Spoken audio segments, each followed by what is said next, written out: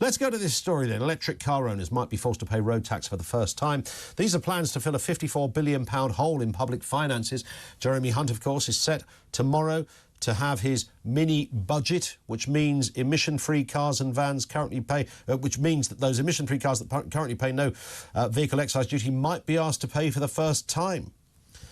You've got to somehow fill that gap. There's a £7 billion shortfall in road tax as people switch to electric. Where does the money come from?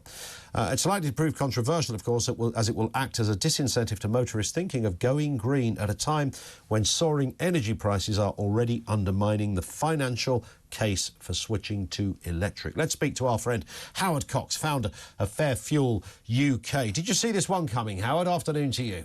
Yes, good afternoon. Yes, I'm afraid I did see it coming. It couldn't have gone on forever.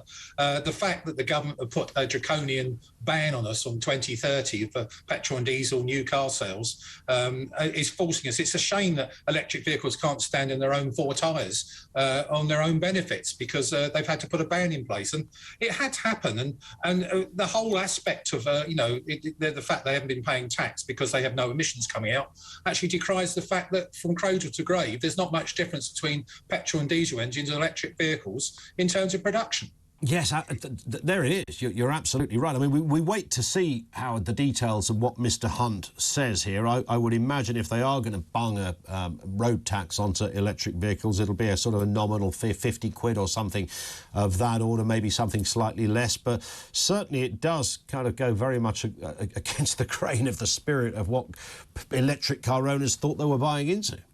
Absolutely right. And they are fantastic pieces of kit. I've driven them quite a lot and I'm a fan of them. But what I want to see is actually no bans involved in anything in the choice of transport. We should be actually allowing technology to dictate what we drive in terms of clean fuel technology. There are clean fuel catalysts at the moment that can halve emissions and improve fuel consumption by 10%. But we've been told electric vehicles are good and diesel and petrol is bad, and that's not right. Yeah.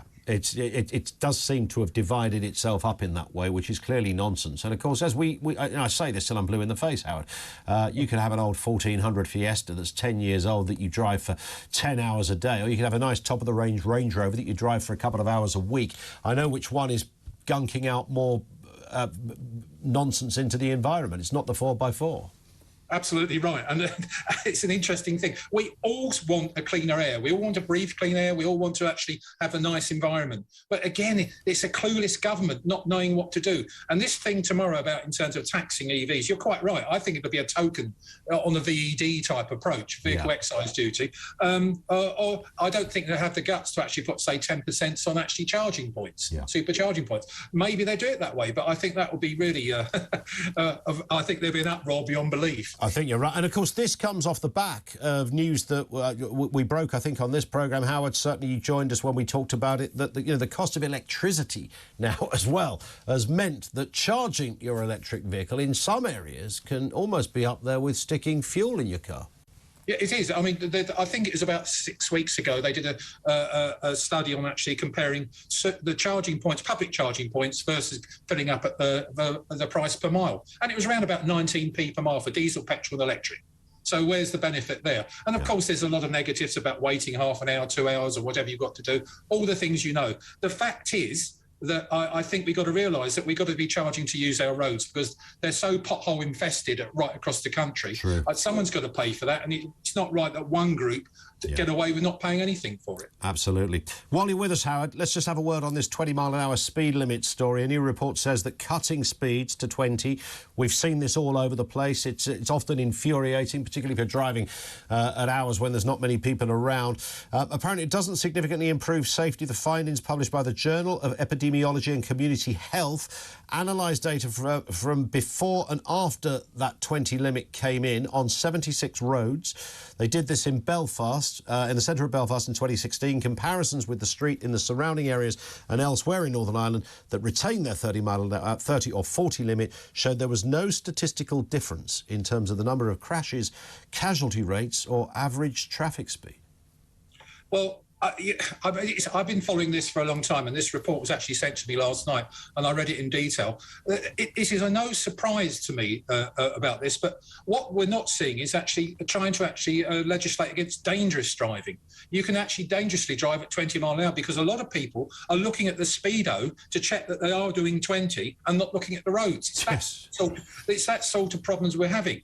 I'm all for 20 mile an hour speed limits around schools and hospitals and where places, old people's homes, etc. Oh, I'm nearly in one of those soon. But seriously, I think this is no surprise. We do not legislate. Bad driving is the problem, not necessarily the speed limit, especially at the lower end. Absolutely. Just a final one. Somebody just texted in here. It was Gary. He says, please ask Howard why diesel is 25 to 30p more expensive than petrol. Good question. Well, here we go.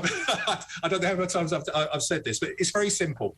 The Ukrainian and Russian situation has actually generated a whole epidemic of speculators taking advantage of a non-volatile fuel we call diesel.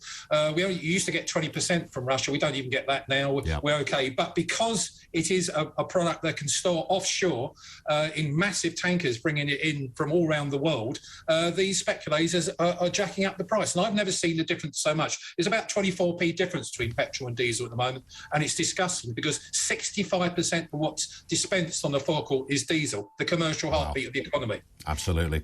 Howard, as ever, thank you. Howard Cox is the founder of Fair Fuel UK.